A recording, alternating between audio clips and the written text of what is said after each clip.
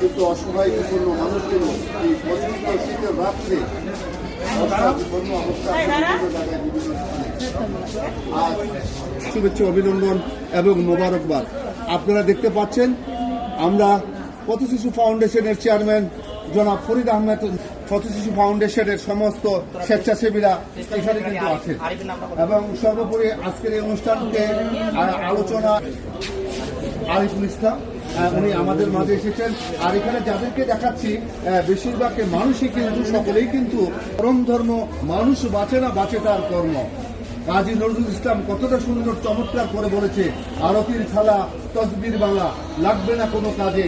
মানুষ দ্বারা এই লাইভটুকু শেয়ার করে দিন, কারণ এই লাইভ শেয়ার করার মাধ্যমে আমাদের সমাজে যারা বিত্তবান, আমাদের যারা চিত্তবান, যাদের সক্ষম, সেই সমস্ত মানুষগুলো অসংখ্য মানুষের মাঝে দিতে পারবে।